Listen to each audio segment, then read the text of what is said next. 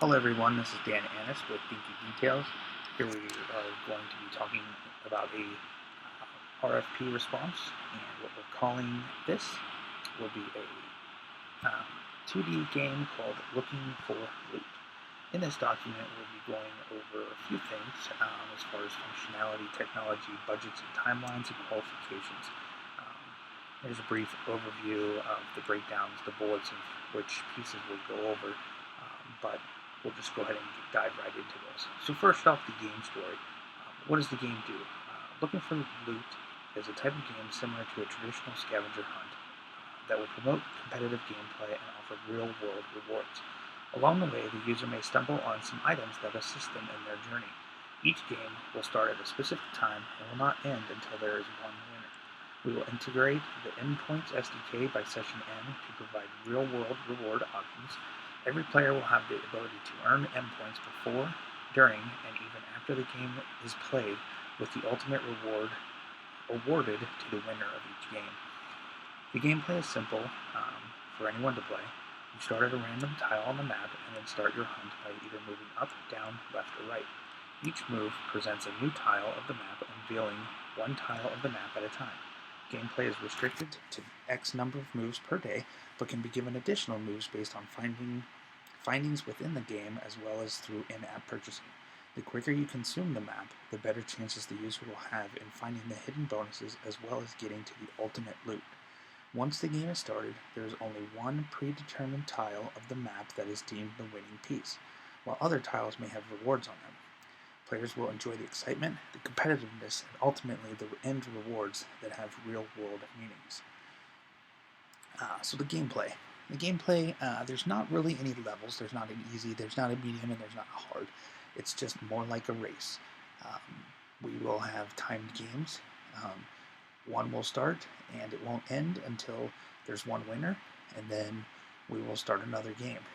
Users will have the option to join a game that has already started, although you might not want to be late to that party because, well, it's a race and they may be one up on you or already have 20 moves into the game before you even get one. Or they can register to play an upcoming game, which will send a notification to them prior to the game start. The game relies heavily on multiplayer activity, since there is a sense of urgency to get into the game and find that loot because that's going to give you the most end points. We'll also display a leaderboard that will show the most earned endpoints during a game, but we'll also total those up to see the top rank for the most person with the most rewards. Again, the structure of the nature of the gameplay starts with an announced game and time of start.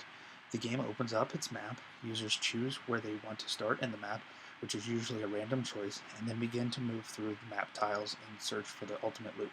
Each user is given 20 moves per day to start, but additional moves can be rewarded through social networking, findings during gameplay, and through in-app purchasing. So the revenue model is basically what makes this game great is we can offer it for free, which gives zero barrier to entry, and the rewards that we can offer are endless due to the revenue that we'll be generating. The application will be free to download and free to play. The application will offer in-app purchases that will allow the user to move much faster in the game. This will be quite inviting to folks that really want to find that loot. There will also be a distance meter that will be visible in the game that lets you know the proximity of your current location versus the ultimate loot. This will encourage an influx of buys in the in-app purchasing as users get closer and closer to the find. User base should grow exponentially as users share the app through social media. Our estimations and predictions show 10,000 users in 6 weeks. The table below shows the projections based on what we think users will purchase per game. So heading down over to the chart, we show we estimate the percentages on the right-hand column is about what we feel users will purchase. So there's options for 50 additional moves, 100 additional moves, 200 additional moves. We think the 100 and the 200 will probably be hot items, as well as this infinite down here. It's not a high number, but we do feel we will get a pretty good, a small but decent percentage on the higher in-app purchase revenue. After 6 weeks with 10,000 users, we could be generating, based on this model, around $15,000 per game. And with 4 games running per month, maybe 1 a week, we'll be looking at $55,000 per month.